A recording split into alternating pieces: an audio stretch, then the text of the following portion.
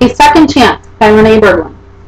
My dad and I had never had a real close relationship throughout my life, partly because he worked so much and had a lot of stress from his job, and partly because I was not the perfect child.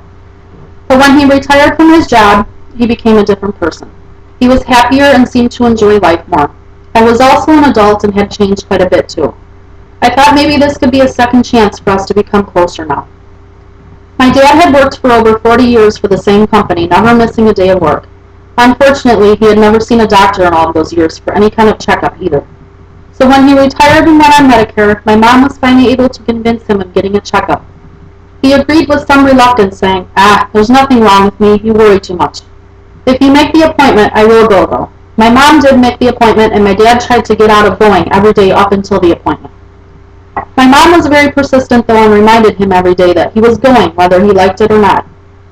The day of the appointment finally came, and my parents were bombarded with all sorts of things that my dad would need to have done.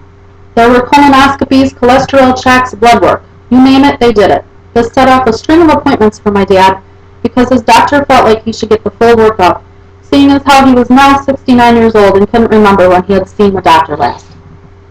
A few weeks later, he was informed that he would need surgery for a carotid artery in his neck, and then later on a colon surgery to remove the numerous polyps, possibly needing to remove a part of his bowels.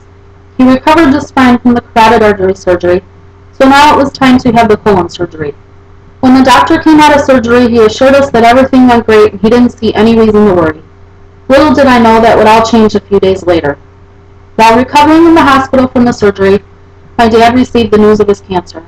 He then called my mom to inform her, and after the initial shock of the news, I guess that is when she called me and my other siblings. I remember answering the phone. My mom was not speaking and I could hear her crying.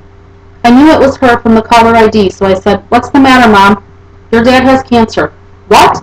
"The doctor came in your dad's room a while ago and told him that the polyps came back cancerous. They believe they got it all, but they can't be too sure, so he will have to start chemotherapy, which will hopefully kill any cancer left and prevent it from recurring." I assured my mom that he would be okay. He had to be. After all, it's Dad. He is the strongest man I know. I told my mom that we were on our way to pick her up to go to the hospital and to be ready in 5 minutes. The ride to the hospital felt like an eternity, even though it was only 7 miles away. When we walked into the room, I immediately started crying again. To see this man lying in that hospital bed looking so frail, and yet still trying to remain courageous and act like nothing was going on.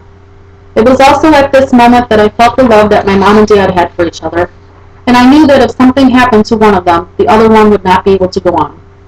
As emotional as all of this was, my dad tried to lighten the mood by asking, "Did anyone bring me a beer? Maybe they could just hook my IV up to one and I would be a happy old man." "Ha ha ha, Dad. You just focus on getting better so you can come home and nip this cancer thing in the bud." In the next few weeks, we would learn more about what my dad would have to go through. He would endure 6 rounds of chemotherapy. Each round consisted of 1 day a week for 6 weeks. He would then have 2 weeks off and start a new round, so the next 9 months of his life would revolve around chemotherapy sessions. Although he never really felt sick from the treatments, he did experience a lot of side effects, such as dry mouth, dry hands, watery eyes, and a loss of taste. We are happy to say that he is cancer-free today, but will have to do yearly checks and start taking better care of himself. I often wonder what the outcome would have been had my mom not made him go to the doctor on that particular day. If he would have waited 1, 2, 3 more years or even weeks, would it have been too late? Thanks to my mom's persistence, I don't have to worry about that. I feel like we have been given a second chance, and I cherish my time with both of my parents.